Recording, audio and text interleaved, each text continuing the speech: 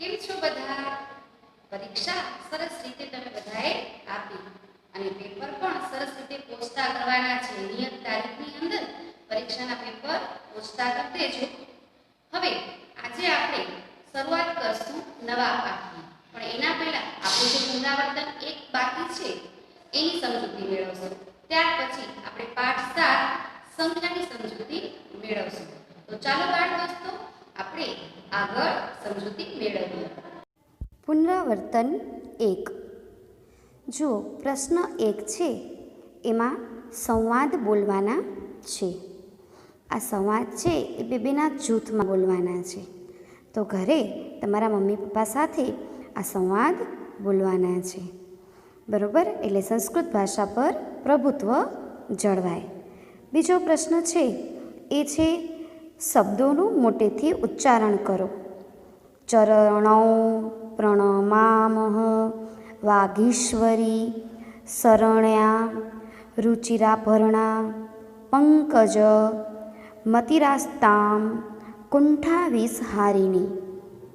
ત્યાર પછી પ્રશ્ન 3 છે.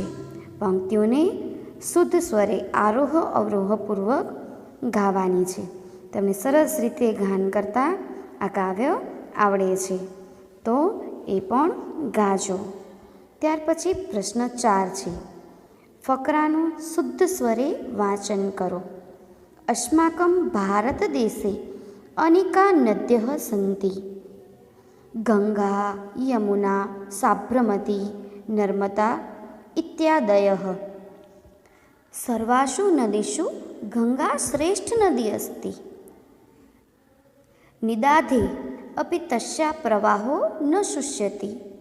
સા હિમાલયાત પ્રભવતી સાગરમ પ્રતિ વહતી ચ. પ્રયાગે ગંગાયાઃ યમુનાયાશ્ચ સંગમઃ ભવતિ. સંગમ સ્થાને સ્નાનેન જનાઃ વિશુદ્ધા ભવન્તિ. ધન્યમ ગંગા દર્શનમ, પુણ્યમ ગંગાજલે સ્નાનમ.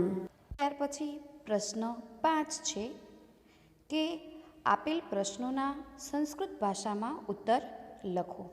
એમાં પ્રથમ છે એકલવ્યઃ કિમ પઠિતુમ ઇચ્છતિ સ્મઃ. એકલવ્ય શું શીખવા ઈચ્છતો હતો? પઠિતુમ એટલે શીખવા કે ભણવા. તો એકલવ્યઃ ધનુર્વિદ્યા પઠિતુમ ઇચ્છતિ સ્મઃ. એકલવ્ય ધનુર્વિદ્યા શીખવા અથવા ભણવા ઈચ્છતો હતો. ત્યાર પછી બીજો પ્રશ્ન છે એકલવ્યઃ ધનુર્વિદ્યાયાઃ અભ્યાસમ કથમ કૃતવાન. આ પ્રશ્નનો ઉત્તર થશે એકલવ્યઃ આચાર્યસ્ય દ્રોણસ્ય એકામ મૂર્તિમ અરચયત. સહ પ્રતિદિનમ મૂર્તિમ અનમત. પ્રાતઃ આરભ્ય સાયંકાલઃ પર્યંત સહ ધનુર્વિદ્યાયાઃ અભ્યાસમ અકરોત. એકલવ્ય છે એ ધનુર્વિદ્યાનો અભ્યાસ કેવી રીતે કે ક્યારે કરતો હતો? તો એ આચાર્ય દ્રોણની મૂર્તિને રચના કરી અને એની સમક્ષ સવારથી કરી અને સાંજ સુધી પ્રતિદિનમ એટલે દરરોજ ધનુર્વિદ્યાનો અભ્યાસ કરતો. ત્યાર પછી પ્રશ્ન 3 છે એકલવ્યઃ કુક્કુરસ્ય મુખમ કથમ અશિવ્યત. એકલવ્યએ ઉત્તર આવશે એકલવ્યઃ કુક્કુરસ્ય મુખમ બાણૈ અશિવ્યત. એકલવ્યએ કૂતરાનું મોઢું કેવી રીતે સીવ્યું? તો બાણ અથવા તીર મારી અને એકલવ્યએ કૂતરાનું મોઢું સીવી નાખ્યું. ત્યાર પછી પ્રશ્ન 4 છે એકલવ્યઃ અસ્માન કિમ શિક્ષયતિ. એકલવ્ય આપણને શું શીખવે છે?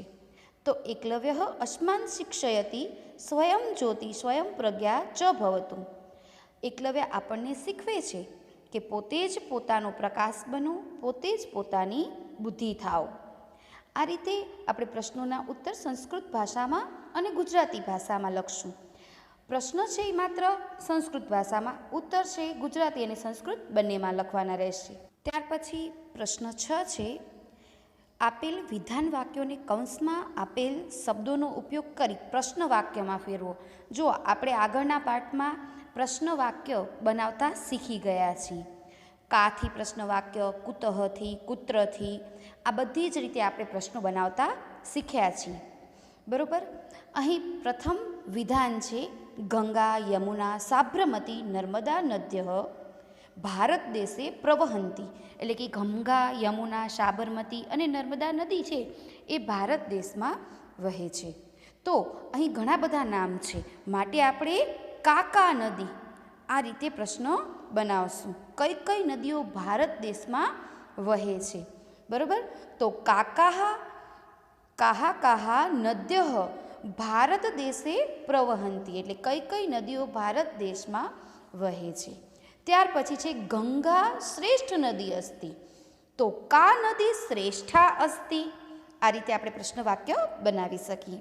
ત્યાર પછી ત્રીજું છે ગંગા હિમાલયાત પ્રભવતી, તો આપણે કુતહતી પ્રશ્ન બનાવવાનું છે. તો ગંગા કુતહત પ્રભવતી, એટલે એનો અર્થ એમ થાય છે કે ગંગા હિમાલયમાંથી પ્રભવતી એટલે પ્રવાહ એનો વહે છે, તો ક્યાંથી પ્રવાહ એનો વહે છે, આ રીતે પ્રશ્નો બનશે. સંગમ સ્થાને સ્નાનેન જનાહ પવિત્રઃ ભવંતી, હવે કુત્રથી પ્રશ્ન બનાવવાનો છે. તો કુત્ર સ્નાનેન જનાહ પવિત્રા ભવંતી, ક્યાં સ્નાન કરીને લોકો છે એ પવિત્ર થાય છે. તો સંગમ સ્થાન છે ત્યાં સ્નાન કરીને લોકો પવિત્ર થાય છે. તો આ રીતે આજે આપણે આગળ ફકરાનું શુદ્ધ સ્વરે વાંચન પ્રશ્ન 4માં કર્યું ને, એમાંથી જ આ પ્રશ્નો બનાવવા માટેના વિધાનો મૂકેલા છે. બરાબર. હવે એના પછી પ્રશ્ન 7 છે ચિત્રો જોઈને વાક્યો લખો. જુઓ, પેલું તમને દેખાય છે ચિત્ર, એની અંદર એક છોકરી છે એ પુસ્તક છે એની પાસે જ ઊભી છે. બરાબર.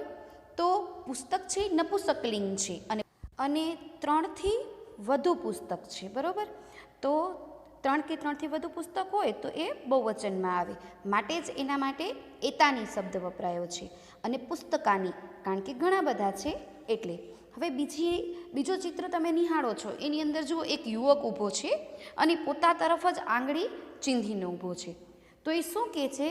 તો અહમ યુવકમ, એટલે હું યુવક છું અથવા હું છોકરો છું. બરાબર.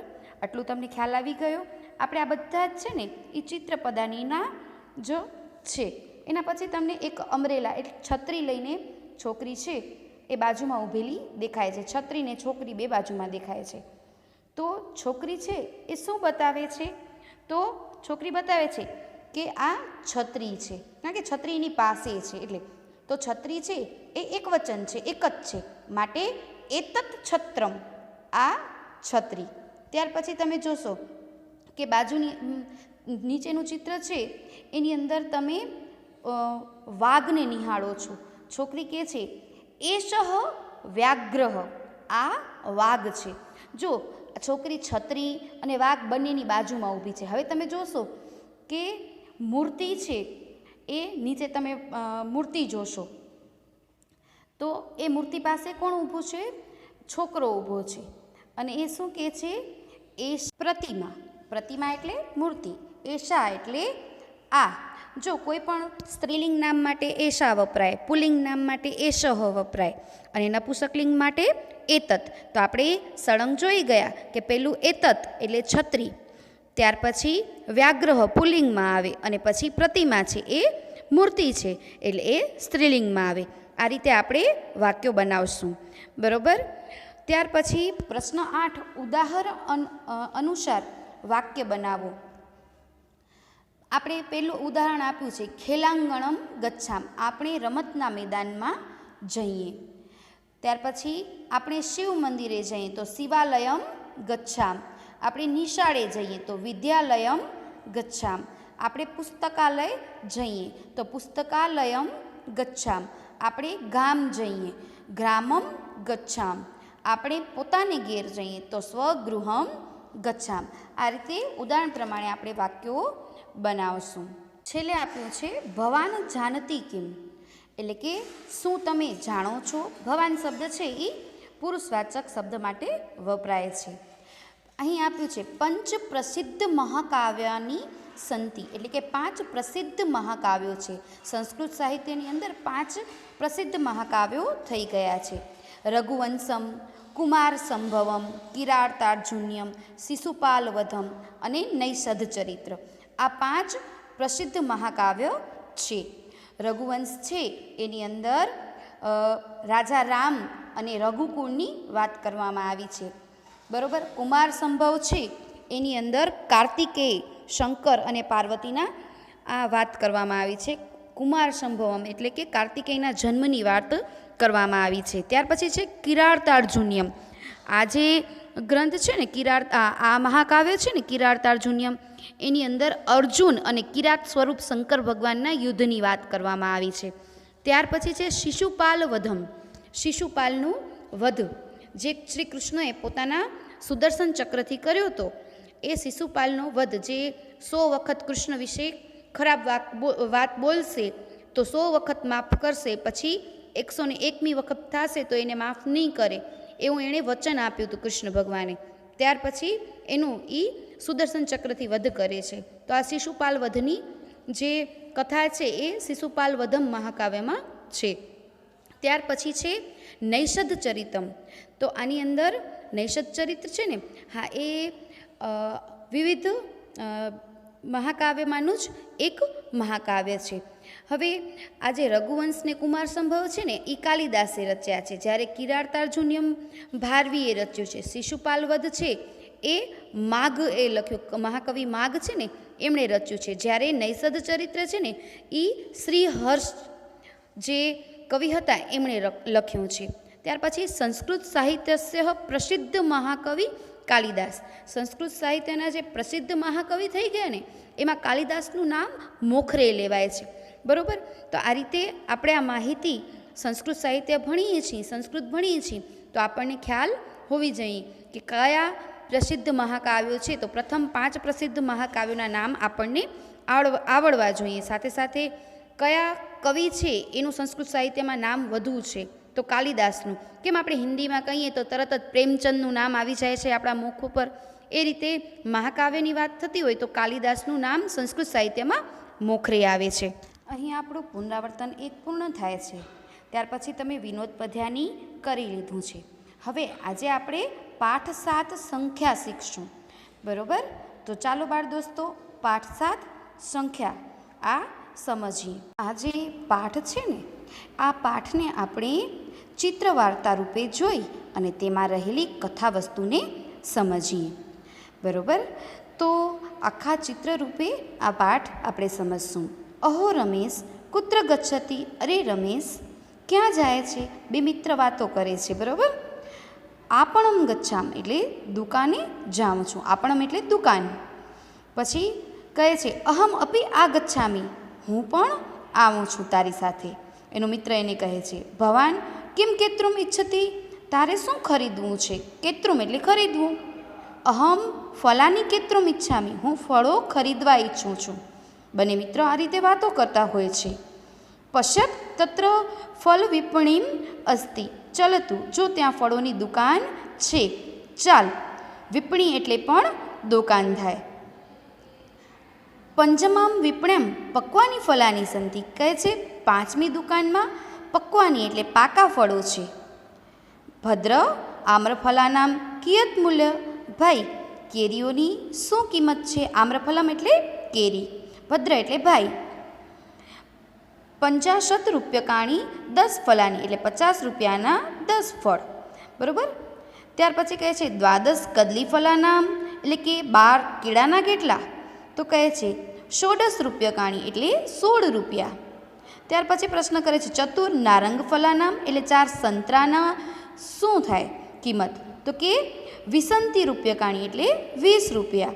તર્હિ મયમ 30 કદલી ફલાની દદાતું, તો મને 30 છે એ કેળાના ફળ આપી દો. આ રીતે વાત કરે છે. મહમ 12 નારંગ ફલાની દદાતું, મને 12 સંતરા આપો. આ રીતે બંને મિત્ર ખરીદી કરે છે. કિયત મૂલ્યમ એટલે કેટલા રૂપિયા થયા? કદલી ફલાનામ 44 અને નારંગ ફલાનામ 64, કેળાના 40 રૂપિયા અને સંતરાના 60 રૂપિયા થયા. આ રીતે દુકાનદાર એને જવાબ આપે છે. 7 રૂપ્યકાણી સ્વીકોરતું એટલે કે 100 રૂપિયા લ્યો. ભવતું એટલે ભલે. અહીં આપણું પાઠ પૂર્ણ થાય છે.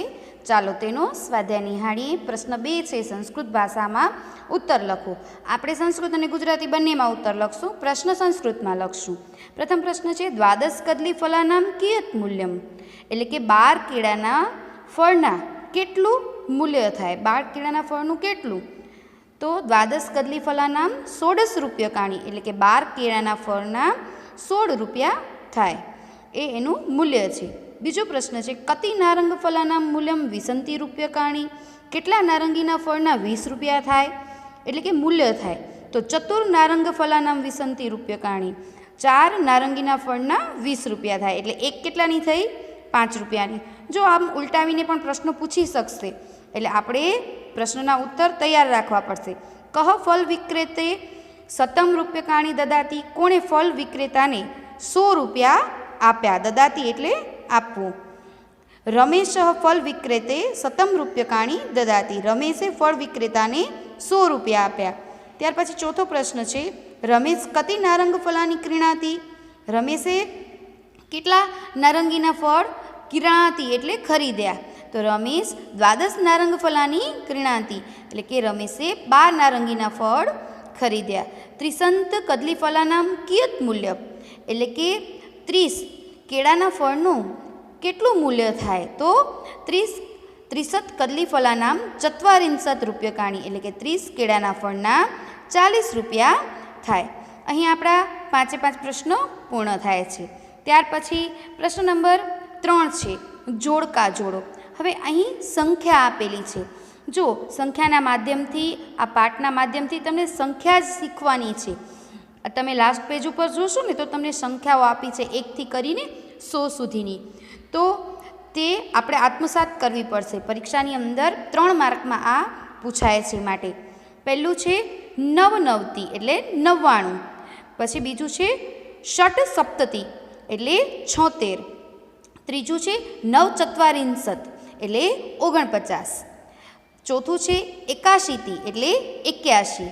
પાંચમું છે ષણવતી એટલે 96. ત્યાર પછી છે પ્રશ્ન 4.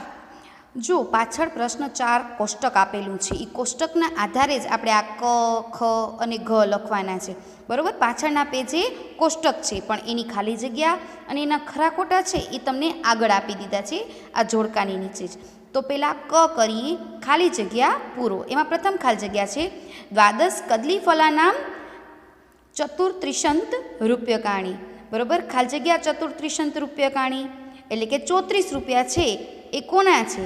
તો જુઓ તમે પાછળ કોષ્ટક જોશો ને તો 34 રૂપિયા મૂલ્યની અંદર લખ્યા છે, ત્યાં સામે દ્વાદશ કદલી ફલાનામ લખ્યું છે. બરાબર? તો 12 કેળાના ફળના 34 રૂપિયા છે. આ પાઠના આધારે નથી, આ કોષ્ટકના આધારે છે. પ્રશ્ન 4 જે તમને પાછળ આપ્યો છે ને કોષ્ટક, એના આધારે આ ખાલી જગ્યા છે. ત્યાર પછી બીજી ખાલી જગ્યા છે પંચાનામ દાડીનામ નામ મૂલ્યમ ખાલી જગ્યા રૂપ્યકાણી, એટલે 5 દાડમનું મૂલ્ય ખાલી જગ્યા છે.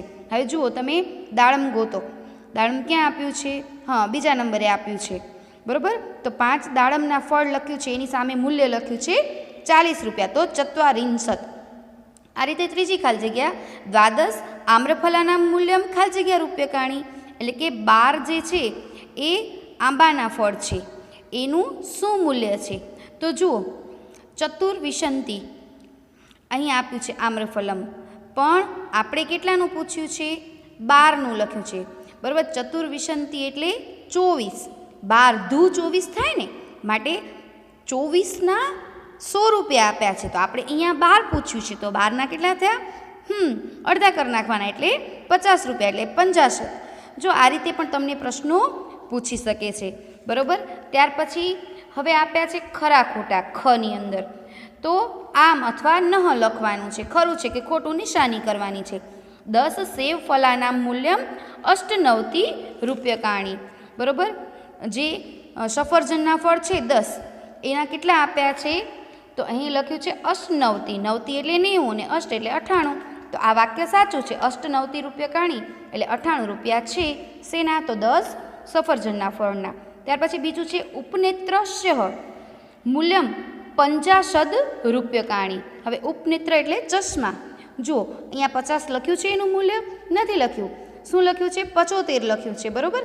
તો પંચસપ્તતિ આવે, તો અહીં તો પંચસપ્તતિ નથી, માટે પંચાસત છે એટલે એ વાક્ય ખોટું ઠરશે. એના પછી છે યુતકસ્ય મૂલ્યમ પંચાષષ્ટી રૂપ્યકાણી.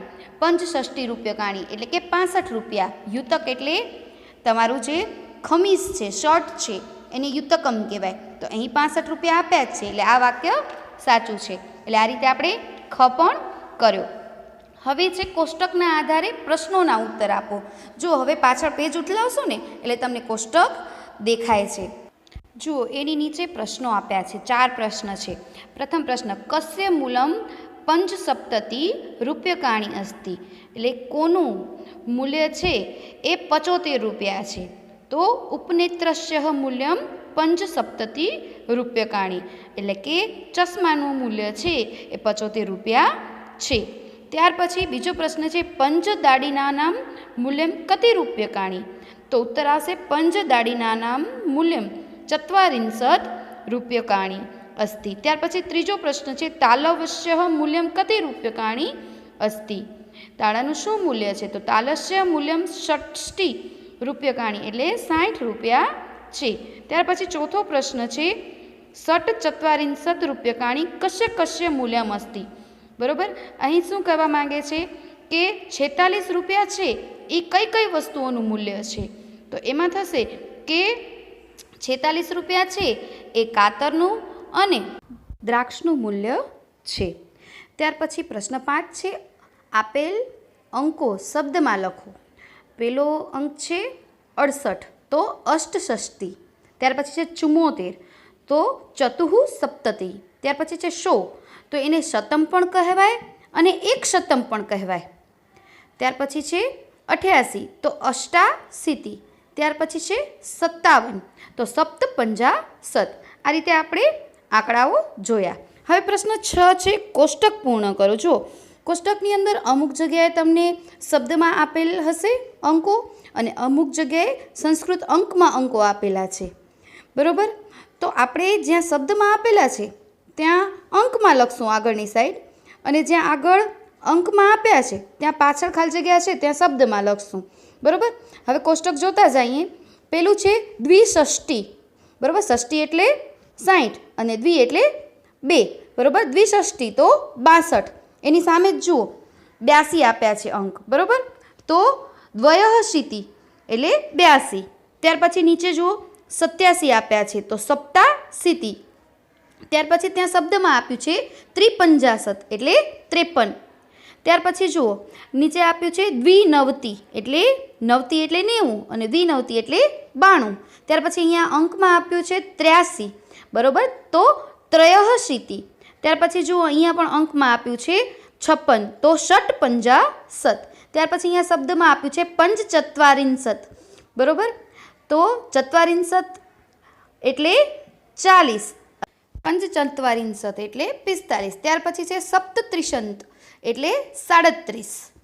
ત્યાર પછી છે 88, તો અષ્ટાશીતિ. તો અહીં આપણું પ્રશ્ન 6 કોષ્ટક પૂર્ણ કરો પૂરું થાય છે. ત્યાર પછી તમે જોશો ભવાન કે ભવતી જાનતી કિમ એટલે શું તમે જાણો છો? તો ભારત દેશે 12 જ્યોતિર્લિંગાની સંતિ. ભારત દેશમાં 12 એટલે 12 જ્યોતિર્લિંગો છે. બરાબર, આ રીતે આપણે અહીંયા પાઠ પૂર્ણ કરીએ છીએ. હવે તમને જે 1થી કરીને 100 સુધીના અંકો આપ્યા છે ને એ અંકો સરસ અક્ષરે પ્રવૃત્તિની રીતે સરસ નોટમાં લખવાના છે. બરાબર, લાસ્ટ પેજ ઉપર આપેલા છે. ત્યાર પછી નીચે જુઓ હસામ એટલે આપણે હસીએ. અહીં એક જોક્સ આપ્યો છે, ચાલો એ પણ થોડું સમજી લઈએ. અદ્ય પાઠ અસ્તિ એટલે આજે ભણવાનું છે. ઇતસ્ય ભવિષ્યકાલ રૂપમ કિમ. અહીં શિક્ષક છે ને એ વિદ્યાર્થીઓને કહે છે કે આનો ભવિષ્યકાળ કરો, કે આજે ભણવાનું છે. હવે ખરેખર એનું ભવિષ્યકાળ શું થશે? તો કાલે ભણવાનું છે. પણ બાળક શું જવાબ આપે છે? સ્વઃ વિરામઃ ભવિષ્યતિ. આવતીકાલે વિરામ એટલે રજા હશે. તો આ છે એ એની ભવિષ્યકાળનું રૂપ નથી. એટલે એના શિક્ષક કહે છે કથમ એતત, એ કઈ રીતે? તો કે યતઃ સ્વ રવિવાસર અસ્તિ. કેમ કે આવતીકાલે શું છે? રવિવાર છે. એટલે એનું ભવિષ્યકાળ એ આ રીતે કરે છે કે આવતીકાલે રવિવાર હોવાથી વિરામ ભવિષ્યતિ એટલે કાલે રજા હશે. મજા આવી પાઠ ભણવાની? ચાલો તો હવે એનું હોમવર્ક નિહાળી લઈએ. પુનરાવર્તન 1 કર્યું એટલે એનું પણ હોમવર્ક છે અને હજી એક હોમવર્ક છે પાઠ 7 સંખ્યાનું. બરાબર? તો આ સરસ રીતે નોટમાં હોમવર્ક કરી લેજો. અસ્તુ.